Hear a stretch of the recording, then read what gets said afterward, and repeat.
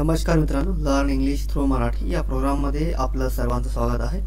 आणि आज आपण कंटिन्यू करतो आपला टॉपिकचं नाव काय आपल्या द हिंदू व्होकॅब्युलरी. बरोबर, द हिंदू व्होकॅब्युलरी. आणि आजचा जो आपला डे आहे डे 6 आहे. डे 6 मध्ये आपण कंटिन्यू करतो. आता नेहमीप्रमाणे सांगतो की UPSC MPSC बरोबर ही आपलं टार्गेटेड एक्झाम आहे. जसं की आता म्हणजे UPSC MPSC नाही, बाकीच्या पण TCS आहे, IBPS पॅटर्न आहे. कशा प्रकारे उपयोगात पडेल आपल्याला द हिंदू व्होकॅब्युलरी, जसं की UPSC मध्ये आन्सर रायटिंग बरोबर किंवा मग एसे रायटिंग, इंग्लिश समजण्यासाठी, इंग्लिश लिहिण्यासाठी सुद्धा आपल्याला कामी पडेल. आता MPSC मध्ये पण कामी पडेल, कारण की MPSC सुद्धा आपला UPSC सारखा पॅटर्न बदलणार आहे. आलं लक्षात. TCS मध्ये सुद्धा कामी येईल, IBPS पॅटर्न त्याच्यामध्ये सुद्धा कामी येईल. जसं की व्होकॅब्युलरी विचारतात बरोबर, तर त्यानुसार ते आपल्याला कामी पडेल. बाकीच्या काही एक्झाम आहेत त्याच्यामध्ये पण सुद्धा कामी पडेलच. ओव्हरऑल सांगायचं झालं तर MPSC म्हणजे सगळ्या एक्झाममध्ये आपल्याला जे आपलं व्होकॅब्युलरी आहे सेशन जो आहे तो नेहमी कामी पडेल. म्हणजे तुम्ही काय इंग्लिश पासून पडून जाऊ शकत नाही. आलं लक्षात. तर आपण इंग्लिश सोपी करण्याचा प्रयत्न करतोय. तर सुरू करूया. बघा, आता पहिला शब्द आहे ट्रॉमॅटिक. का आहे ट्रॉमॅटिक? आता ट्रॉमॅटिक काय आहे? ॲडजेक्टिव्ह आहे. का आहे? ॲडजेक्टिव्ह आहे. सिनोनिम्स आणि अँटोनिम्स नेहमीप्रमाणे समानार्थी शब्द आणि विरोधार्थी शब्द सुद्धा आहेत. सिनोनिम्स काय होईल? सिनोनिम्स म्हणजेच काय? समानार्थी शब्द, जसं की शॉकिंग किंवा मग डिस्ट्रेसिंग. आणि अँटोनिम्स होईल सुदिंग. अँटोनिम्स काय होईल? सुदिंग. एक्झाम्पल बघा, she was going through a traumatic divorce. She was going through a traumatic divorce म्हणजेच काय? ती एका म्हणजे तिचा डायव्हॉर्सचा म्हणजे तिचा एक डायव्हॉर्स होणार होता पास्टमध्ये. तर तो डायव्हॉर्सचा जो तिचा फेज होता तो कसा होता? एकदम ट्रॉमॅटिक होता, खूप अत्यंत क्लेशकारक होता, दुःखदायी होता बरोबर. असा काही म्हणता येईल, असा काय होईल या सेंटेन्सचा अर्थ होईल. आलं लक्षात. आता बघा नेक्स्ट शब्द का आहे? कन्व्हिक्शन. कन्व्हिक्शन काय आहे? नाऊन आहे. आणि कन्व्हिक्शन म्हणजे काय? खात्री.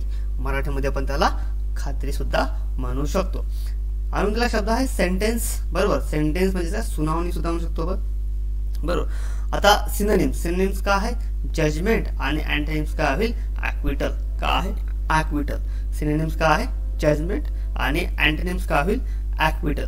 आता एक्झाम्पल बघा, she had a previous conviction for similar offence. She had a previous conviction for similar offence म्हणजे काय? तिने एखादा गुन्हा केला बरोबर, आणि मागचा गुन्हा पण कसा होता? सारखा.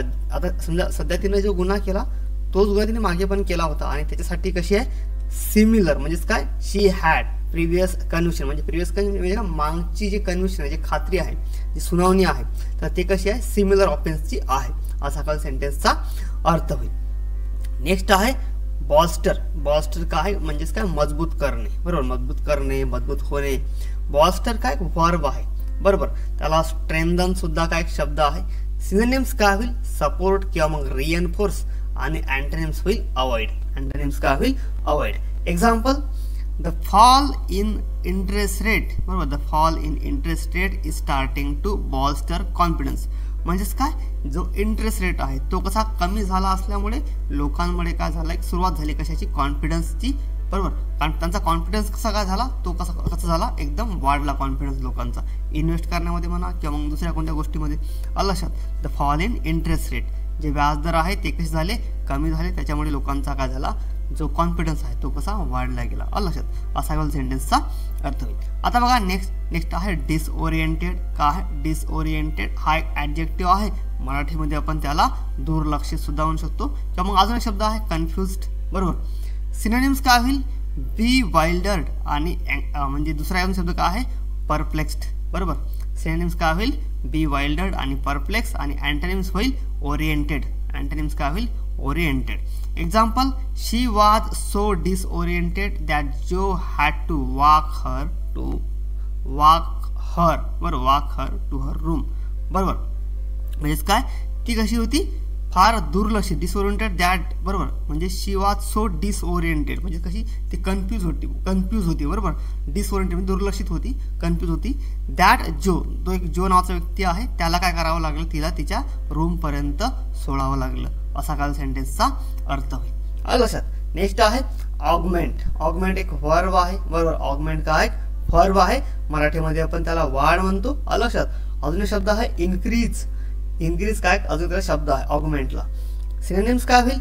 ऍड टू किंवा मग सप्लिमेंट, आणि अँटोनिम्स काय होईल डिक्रीज, अँटोनिम्स काय होईल decrease. Example, he augmented his summer income by painting. He augmented his summer income by painting. म्हणजेच काय, त्याचं जे काम आहे म्हणजे समर मधलं जे काम आहे, काय काम असतं त्याचं, पेंटिंगचं, बरोबर. तर त्या पेंटिंगमुळे काय झालं, त्याचं जे इन्कम आहे ते कसं वाढलं आहे, म्हणजे इन्क्रीज झालं आहे, असा काल सेंटेन्सचा अर्थ होईल. नेक्स्ट शब्द आहे फ्लॉड. फ्लॉड काय ऍडजेक्टिव्ह आहे आणि त्याला मराठीमध्ये शब्द आहे त्रुटीपूर्ण किंवा मग सदोष त्याला म्हणू शकतो आपण. आणि अजून एक शब्द आहे अनसाउंड. काय आहे अनसाउंड. सिनोनिम्स काय होईल डिफेक्टिव्ह किंवा मग फॉल्टी, बरोबर. आणि अँटोनिम्स काय होईल साऊंड. अँटोनिम्स काय होईल साऊंड. आता बघा, साऊंड हा शब्द आवाजाप्रती आहे का, इथं नाही. साऊंड काय आहे एक पॉझिटिव्ह शब्द म्हणतो ना, की एखाद्याने तुम्हाला काय बोलला तर म्हणतो साऊंड्स गुड, बरोबर. म्हणजे काय चांगलं वाटलं, बरोबर. म्हणजे काय पॉझिटिव्ह शब्द आहे साऊंड, बरोबर. इथं साऊंड म्हणजे असा व्हॉल्यूम वगैरे आवाज होतो का, नाही. आलं लक्षात. एक्झाम्पल बघा, एक्झाम्पल काय होईल, it was absolutely fatally flawed strategy. म्हणजे ती जी स्ट्रॅटेजी आहे ती कशी होती, फॉल्टी होती, बरोबर. फॉल्टी होती, फ्लॉड, बरोबर, त्रुटीपूर्ण होती, असा काल सेंटेन्सचा अर्थ होईल. नेक्स्ट आहे डिफी. डेफी का आहे वर्ब आहे आणि डेफीचा अर्थ होतो अवमान करणे, बरोबर. अवमान करणे किंवा मग डिसओबे म्हणजे एखादी गोष्ट न मानणे, बरोबर. ओबे म्हणजे काय होतो, रूल होतो, बरोबर. डिसओबे म्हणजे त्याचा ओबेचा विरुद्धार्थी शब्द म्हणता येईल डिसओबे, म्हणजेच काय एखादी गोष्ट न मानणे, न पाळणे, बरोबर. सिनोनिम्स काय होईल गो अगेन्स्ट किंवा मग फ्लॉट, आणि अँटोनिम्स होईल ओबे. अँटोनिम्स काय होईल obey. Example, he defied the rules that enter the restricted area, बरोबर. and entered, बरोबर. he defied the rules and entered the restricted area म्हणजे काय, त्याने काय केले, ते नियम जे आहेत तिथले ते तोडले आणि रेस्ट्रिक्टेड एरियामध्ये घुसला तो. लक्षात. म्हणजे जिथे रेस्ट्रिक्शन आहे त्या एरियामध्ये त्याने एंट्री केली, बरोबर. आणि ते रूल तोडून सुद्धा. लक्षात. तर असा सेंटेन्सचा काय होईल अर्थ होईल. नेक्स्ट आहे डायर. डायर काय ऍडजेक्टिव्ह आहे. डायर काय ऍडजेक्टिव्ह आहे आणि त्याला मराठीमध्ये पण त्याला म्हणतो अत्यंत गंभीर, अत्यंत गंभीर. टेरिबल सुद्धा एक शब्द आहे. सिनोनिम्स काय होईल ड्रेडफुल किंवा मग अपॅलिंग, बरोबर. ड्रेडफुल किंवा अपॅलिंग. आणि अँटोनिम्स होईल एक्साइटेड.